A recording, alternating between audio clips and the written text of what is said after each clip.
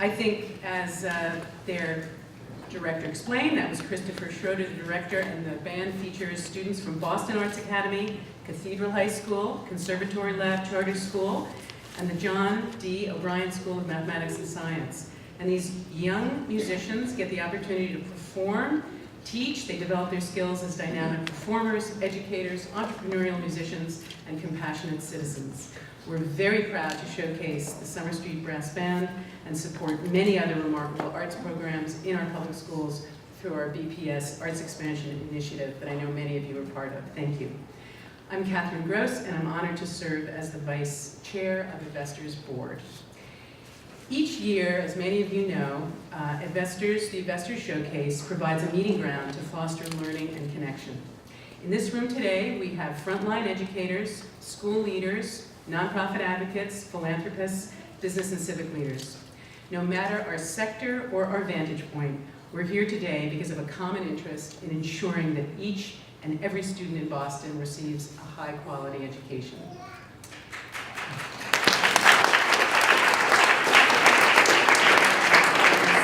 As many of you know and are part of, we believe that the work of school improvement requires all of us to participate. So we're very, very glad you could all be here. Those of you who know me will be highly entertained by the techie information I'm about to give you, since I'm not known for my tech savvy. But I would like to invite you to use our hashtag EDV Showcase. It's up there if you are in the social media space, as I believe young people say. So before we dive a little bit deeper, I have a couple of thank yous to do. First, I'd like the EdVestors talented staff to raise their hand and identify themselves.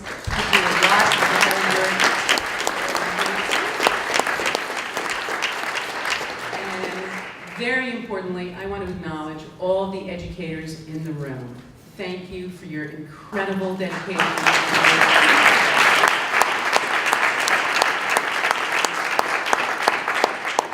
You are the ones doing a lot of the hard work. Next, I want to thank our supporters who make EdVestors School Improvement work possible. Many of you are here today. We're very grateful for your partnership and your ongoing support. I want to especially recognize lead sponsors Eastern Bank and Microsoft.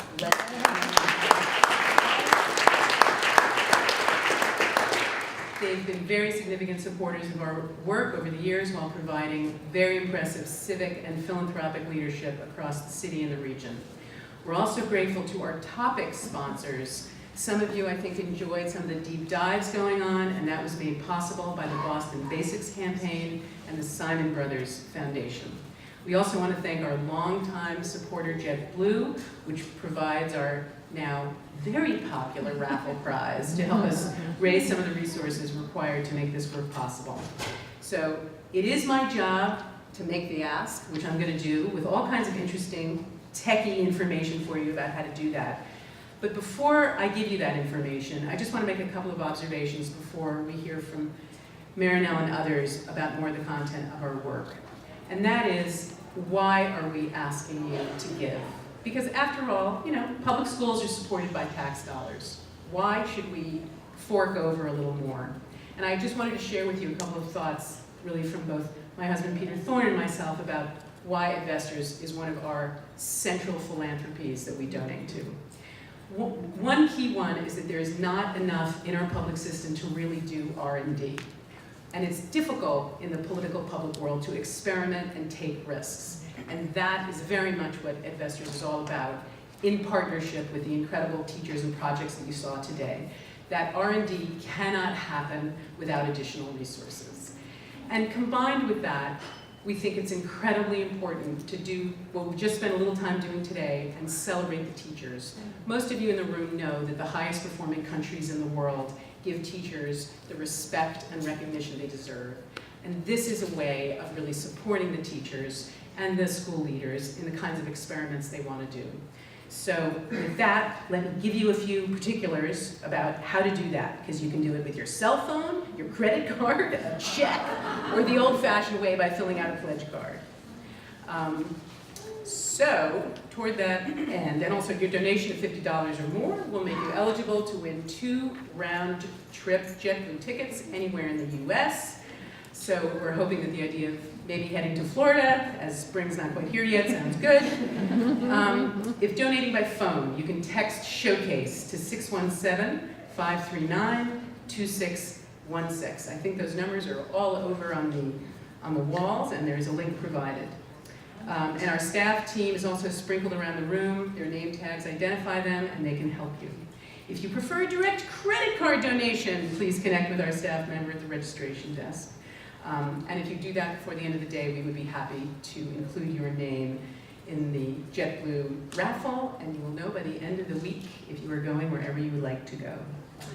And now, it is my great pleasure to move on to the content of our afternoon and introduce our next speaker, whom I suspect needs no introduction, and that is Boston Public Schools Interim Superintendent Laura Perrell.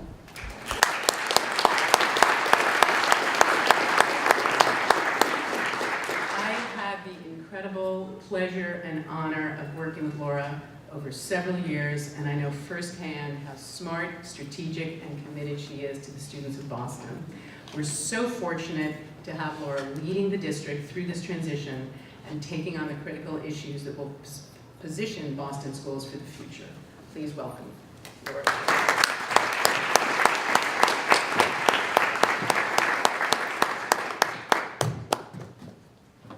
Good afternoon, everyone. I am so thrilled to be here. Thank you for that very kind introduction, Kath, and for your long-term leadership of EdVestors from the board level. I also want to salute Marinelle Rumanier as the current and future leader of EdVestors. It is so wonderful to see the work of EdVestors forge ahead under her leadership and with the absolutely terrific team.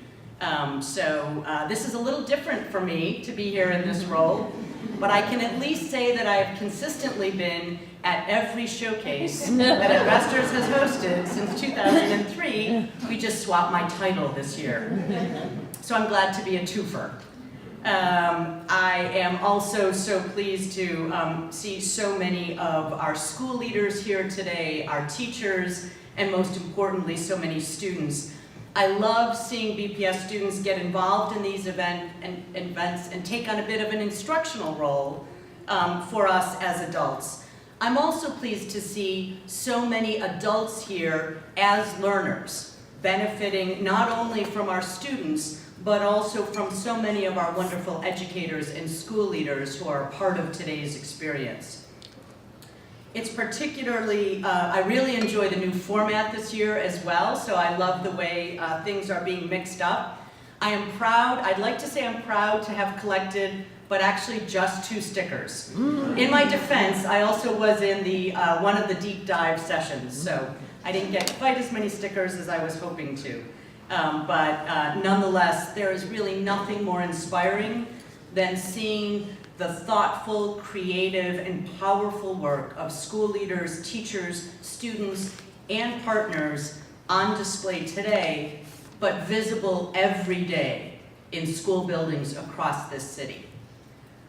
I want to acknowledge and thank EdVestors for providing both the resources and inspiration to make this work possible and a platform to make it visible so that we can all learn and apply and strategize together about how to move more of this work forward. The school improvement efforts highlighted this afternoon underscore some of the key issues that many of our schools face and the creative solutions that are possible when you tap into the creativity of our educators and our students. There are direct connections between what you saw outside and the important work and priorities of the district. One of these, I was actually in the deep dive on honoring race and identity in our classrooms. BPS has established a priority around culturally and linguistically sustaining practices as a strategy in our classrooms, what many people refer to as culturally responsive teaching. Schools are working hard to bring this to life in their individual school buildings and communities for their students, families, staff, and partners.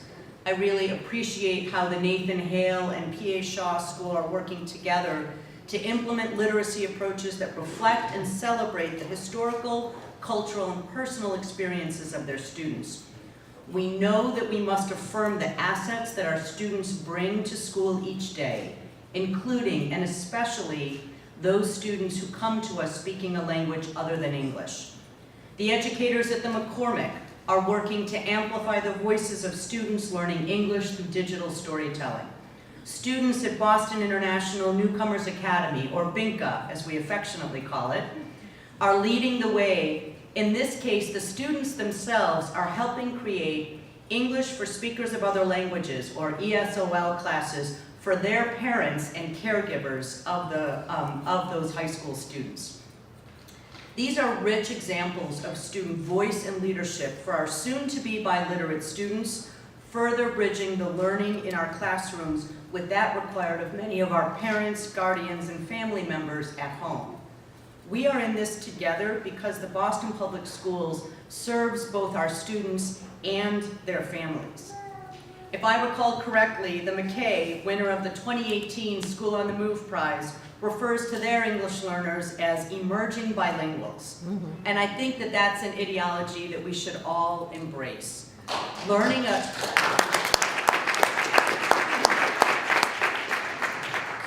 a new language should be seen as a tremendous advantage and not a hindrance. My own children benefited through the Boston Public Schools in attending the Hernandez, another one of our two-way bilingual schools. I'm pleased to say I'm batting 500, and one of my children is fully proficient in both languages as she graduates from college and is already working in both languages in an immigration law clinic. So thank you for highlighting the importance of meeting the needs of not just our students, but all of our community members. Another one of our priorities is about rigorous academics in particular subject areas. I want to applaud the Otis School for tackling elementary science education, one of the priorities that I have laid out for the district this year. It is an urgent district priority, and we will look to schools that are leading the way with solutions as we work to strengthen elementary science education so that it is a stronger pathway into the kinds of rigorous academics and science that we wish all students to be able to access in high schools. We recognize that as a district, we have a ways to go in providing students with access to consistent, rigorous, and relevant standards-aligned science instruction. We're working to address this challenge by, and this is a major investment that we are making in the FY20 coming year budget to strengthen elementary education in grades 3 to 8. By supporting schools with developing schedules that will allow appropriate time for instruction, ensuring that school leaders and teachers are trained in standards-aligned science instruction at the elementary level, which has been too long neglected in Massachusetts, organizing the central office to provide ongoing support to ensure a unified standards-aligned instructional experience to science across more BPS schools. Some of the other things we've announced and will be doing in the coming year to expand access to opportunity for more of our learners. One is our recent announcement with Mayor Walsh's support that all City of Boston students in grades 7 to 12 will receive 7-day-a-week M7 MBTA passes beginning in the 2019-2020 school year.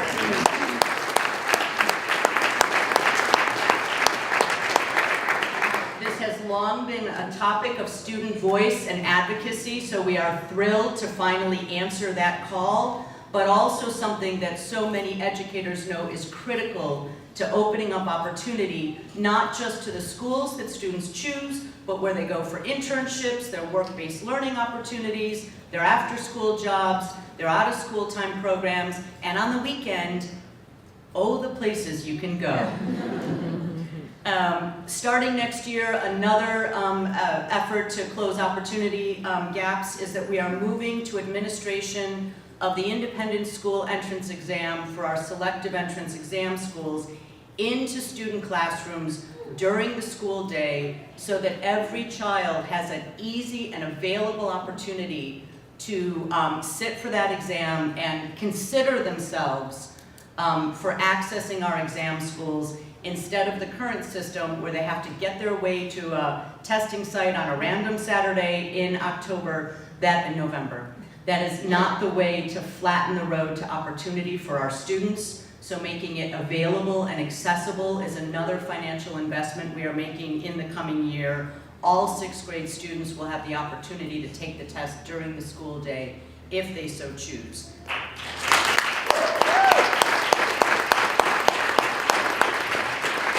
And on the other end of the spectrum, just last week, together with Mayor Walsh, she announced the Quality Pre-K Fund, a new $15 million investment that will position the Boston Public Schools in collaboration with community-based child care providers using the BPS curriculum and instructional approach to close the remaining gap to access and quality seats for all of our 4th graders in the, 4-year-olds, sorry, not 4th graders we already educate, 4-year-olds in the city of Boston in a mixed delivery model that will, over the next 5 years, continue to expand both seats in BPS K1 and additional quality seats in our community-based providers so that families have choices for both schedule, location, and environment for their children.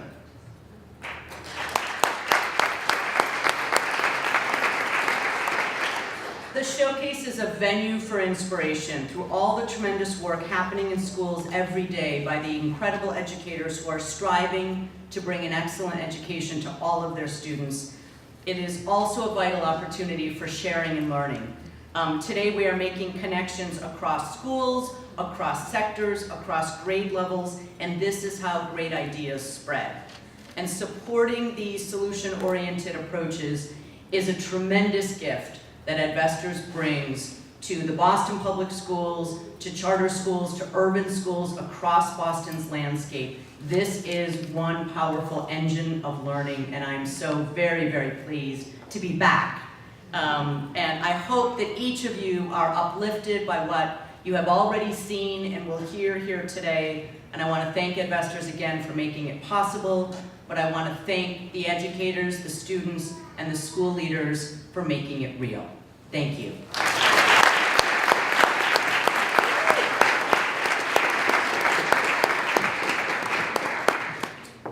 Thank you, Laura. It was appropriate that you only went to a deep dive, or got one sticker in a deep dive, because one of the things I and all of us at EdVestors know about you is that you dive deeply into whatever you're doing, and you've been doing that over the past 9 months to great effect and leadership in this district, and so thank you from all of us.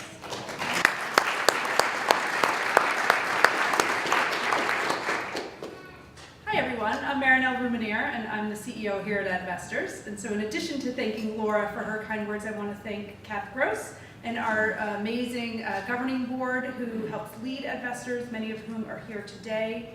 Laura stole my applause line, which was to thank the staff, and so I'm going to give them all a wave for being such a tremendous team. Without you and our generous sponsors, this event wouldn't happen, and the work that we do every day wouldn't be possible. So I'm lucky to work with each and every one of you each day, and appreciate everything you've done today and going forward. That includes after the ice cream at Ben & Jerry's, where it's free cone day. So if you're not too cold, head across the street. This is a buzz. Ice cream is a buzz. There's wine before the ice cream.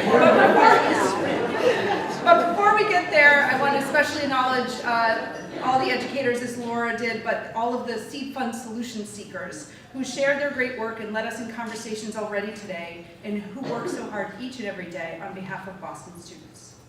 And finally, my thanks to each of you for being here. The greatest gift you can give is the gift of your time, and we're grateful that you all have given your afternoon to spend it with us and to spend it thinking about education in this city. So why does this showcase matter?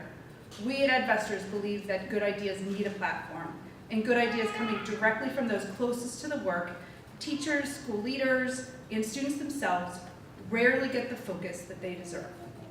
EdVestors hosts the showcase each year to provide a platform for educators to share their good ideas and engage with the broader Boston community from all sectors in discussion about solutions to some of our most pressing problems. Education is a collective enterprise, and each of us here today has a role to play. At EdVestors, we spend our collective energy and resources working in 3 ways: seeding good ideas, shining a spotlight on what works, and scaling efforts to close opportunity and achievement gaps. We seed promising ideas through our School Solutions Seed Fund grantees, whom you met today. These schools and partners are piloting and testing innovative solutions across 8 schools this year, reaching 100 teachers and 1,800 students. Second, we shine a spotlight on improving schools through our $100,000 prize, School on the Move prize, which recognizes schools that have made major strides in improving academic performance. Each year we research and share what they've learned and their effective strategies to inform the work of others. And finally, we scale efforts to close opportunity and achievement gaps through our 3 current strategic initiatives. Through BPS Arts Expansion, we have transformed access to quality arts education for Boston Public School students. Today, there are 17,000 more students annually that get arts learning opportunities during the school day as compared with a decade ago.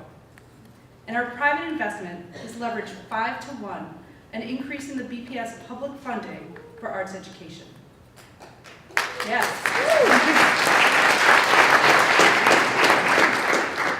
In our Zeroing In on Math initiative, we are working with 19 Boston schools, both district and charter, to boost math skills for 3,800 students, readying them to be proficient in math and to take higher level courses that pave the way for success in college, career, and life. Thus far, on average, participating students have gained an additional third to half a year of growth beyond their expected progress in math. And finally, our newest work in career pathways. We are helping BPS schools plan and provide quality career learning opportunities for more Boston High School students, equipping them with the skills for the fields of the future and positioning them for success in post-secondary and beyond. All of this work has taught us that the historical 3 R's of reading, writing, and arithmetic are not enough. Educators are telling us today that the 3 R's of rigor, relevance, and relationships matter, and they matter a lot. This year's Seed Fund grantees are elevating rigor in their classrooms, making learning more relevant for their students, and strengthening the relationships we know are so key to learning and engagement. We see it in the rigor of the hands-on science at the Otis. We see it at the Nathan Hale and the P.A. Shaw, where they're making literacy relevant to the students in their classrooms. We see it at the McCormick as they engage immigrant students in sharing their stories through photography. And we see it in the relationship building that undergirds the work of a number of our solution seekers as they're focused on understanding and affirming the students that they teach. A clear example of this at work is the McKay K-8 school, last year's School on the Move prize winner, where they focus on supporting the teachers to ensure rigorous instruction in every classroom. Teachers are empowered to make learning relevant by connecting learning to real-world questions and problem solving, including work to strengthen math instruction through a woodworking partnership with the North Bennett Street School that was supported through last year's Seed Fund. And the teachers there recognize the importance of building relationships with students and families, many of whom are newcomers to this country, so they feel welcomed and supported at school. The notion of relevance has been at the heart of BPS Arts Expansion since its inception 10 years ago, driven by the power of the arts to engage students in school that are by producing plays, paintings, and musical pieces that are meaningful products of their learning. Rigor, relevance, and relationships drive our newest work in career pathways, which enables students to experience real-world, career-connected learning alongside of rigorous academics that prepares them for a range of post-secondary options. Pathways also help students build relationships not only in the school building, but also with professionals, mentors, and workplace supervisors who extend the network of caring adults in each young person's life. We know that a student who is not challenged, engaged, and connected is very unlikely to be learning. We also know that traditional high schools, including those in Boston, are wrestling with how to keep their students engaged and excited about the learning that they're doing. Our featured speaker, Jal Mehta, Associate Professor at the Harvard Graduate School of Education, will join me in just a moment to explore how schools are and can make learning engaging, rigorous, and relevant for all students, what he calls deeper learning. Dr. Mehta's book, In Search of Deeper Learning, The Quest to Remake the American High School, was released just today, so truly hot off the press. And a brief bio of Dr. Mehta can be found in the program book. On that note, it's a great pleasure for me to invite Dr. Mehta to join me on the stage for a conversation that will touch on many of your themes.